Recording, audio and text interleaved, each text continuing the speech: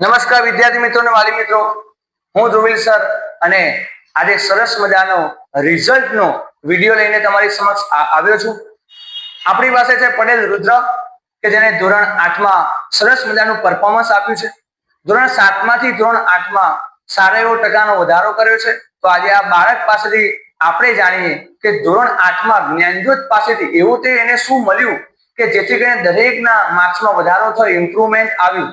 તો આજે આપણે રુદ્ર વિશે વાત કરીશું. રુદ્ર, તારું આખું નામ જણાવ. પટેલ રુદ્ર અજય કુમાર. પટેલ રુદ્ર અજય કુમાર. તો કયા ગામનો વતની છે? કમલીવાળા.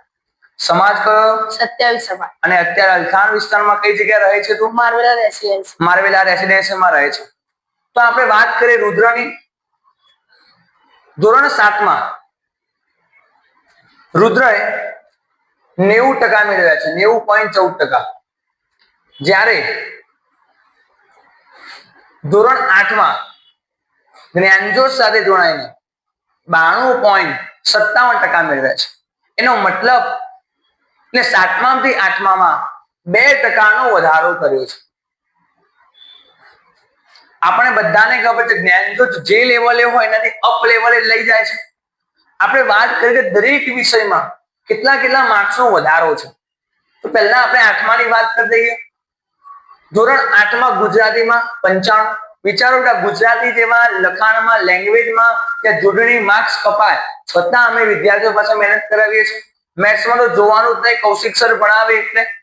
રુદ્ર, હું તને એક પ્રશ્ન પૂછીશ કે ધોરણ 7 કરતા 8મા માં ગણિતમાં તને જ્ઞાનજ્યોતમાં જોડાઈને શું ફેરફાર પડ્યો? પહેલા હું ગણિતમાં દાખલા ગોખતો હતો. સરસ. ત્યારબાદ હું અહીંયા આવ્યો જ્ઞાનજ્યોત ટ્યુશનમાં, ત્યારે મને કૌશિક સર દાખલા એવી રીતે કરાવતા મારે ગોખવું જ ના પડે, એટલું સહેલાઈથી કરાવતા, મસ્તીથી, અને બધું જ યાદ રહી જાય.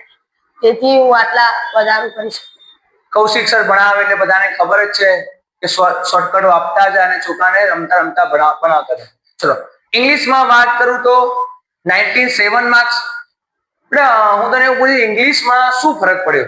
ઇંગ્લિશમાં બહુ જ બધો ફરક પડ્યો. પહેલા તો હું ઇંગ્લિશ બહુ કાચું હતું. ત્યારબાદ હું અહીંયા જ્ઞાનજ્યોત ટ્યુશનમાં આવ્યો ત્યારે પહેલા તો સર મને બહુ સારું એવું શીખવાડતા. ત્યારબાદ જ્યારે અમને નિબંધ, લેટર, પિક્ચર ડિસ્ક્રિપ્શન બધું જ શીખવાડતા. ત્યારબાદ અહીંયા બધું બોર્ડ પર લખીને એક એક લીટી સમજાવતા. ત્યારબાદ મને આટલું પરિણામ મળ્યું. ઓકે, ખાસ જણાવવાનું કે જ્ઞાનજ્યોતમાં દરેક ધોરણમાં 8, 9, 10, 11, 12 કોમર્સ હોય. એમાં દરેક ધોરણમાં ઇંગ્લિશમાં અમે જે સ્કૂલમાં એસે પૂછાવાના હોય, જે લેટર હોય, પિક્ચર ડિસ્ક્રિપ્શન હોય, ડાયલોગ રાઇટિંગ હોય, બધું સ્કૂલ વાઇઝ અમે બોર્ડ ઉપર અમે નિબંધ જે છોકરાઓને જે સ્કૂલમાં જે પૂછ્યું હોય, જે લખાવ્યું હોય એ અમે અહીંયા ક્લાસમાં જ કરાવીએ